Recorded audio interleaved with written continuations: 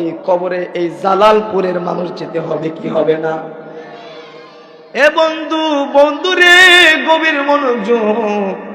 আপনারা জানেন দুনিয়ার মানুষ এত নিষ্ঠুর, দুনিয়ার মানুষ এত নিষ্ঠুর।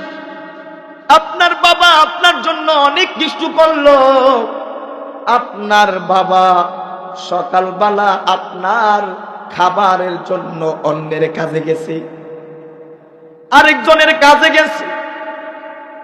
আয় হায়, সকাল ফজরের নামাজটা পড়া কাজের মধ্যে চলে গেছে। আবার এই বাবাটা বিকাল বেলা বাড়ির মধ্যে আইসিনি। গলাটা বাঙালি চাইছিলাম একটা ওয়াজ করুম আজকে। তো বলছিলাম বাবা বিকাল বেলা আসে, আইসা ঘরের ভিতর থেকে রেডি হইয়া চেঙ্গার বাজার থেকে বাজার করে, বাজার করিয়া এই বাবাটা আবার পরের দিন সকালবেলা ফজরের নামাজের পরে কাজে যায়া কামাই করতে কত কষ্ট, রুজি করতে কত কষ্ট, যে কষ্ট করে সে বুঝে রে বন্ধু। আমি আপনাদের কি বলতে চাই, যেই বাবাটা আপনারে এত আদর করলো, যেই বাবাটা এত আদর করলো, এত মায়া করলো, এই বাবাটা রাখি যদি আপনার মৃত্যু হয় আপনার কবরে দিয়ে আসবে। আয় হায়, আমি আমার এই মুরব্বী চাচারে যদি জিগাই, চাচা এই এলাকার ভিতরে 2টা বিল্ডিং হয়েছে, আপনি দেখছেননি? চাচা কইব আমি দেখছি। চাচা কি কইব? দেখছেননি? এলাকার বিল্ডিং হইতে দেখছেন না? দেখছেন।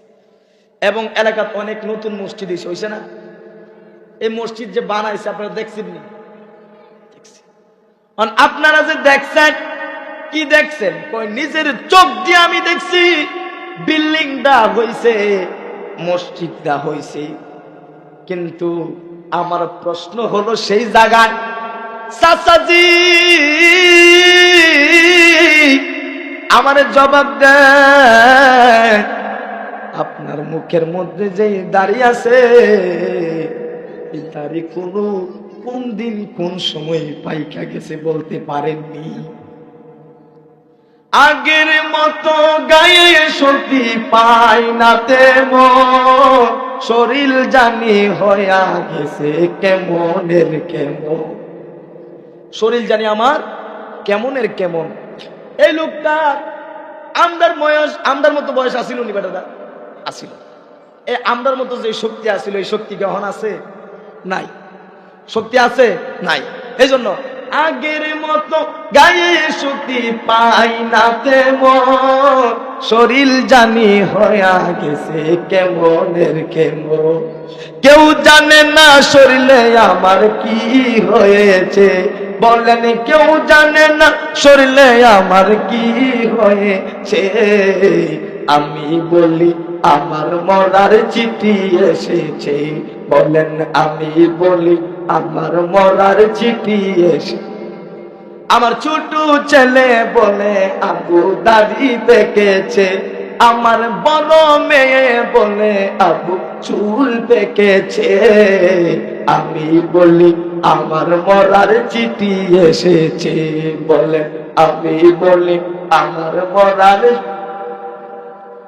এই বিশ্বাস আসেনি।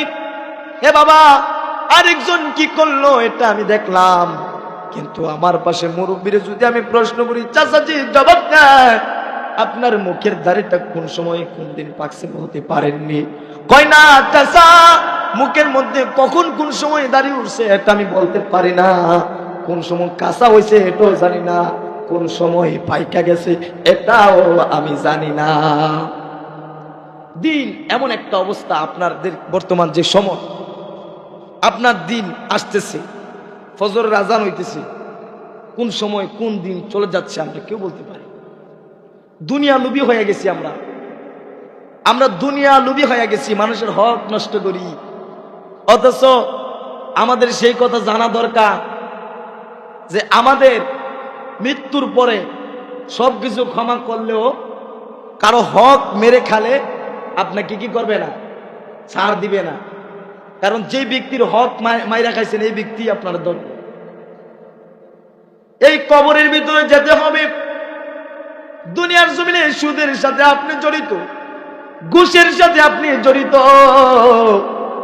আপনি দুনিয়া জিনার সাথে লিপ্ত, মানুষের হক মেরে খেয়েছেন, মনে রাখবেন কবরের ভিতরে যাওয়ার পরে ডান পাশের মাটিটা এমন জোরে একটা চাপা দিবে, বাম পাশের মাটিটা এমন জোরে একটা চাপা দিবে রে বাবা, দুই পাশের মাটি এমন জোরে একটা চাপা দিবে, আয় হায় দুইটা হাড্ডি ভাঙ্গা আপনার গুড়া গুড়া করে ফেলবে।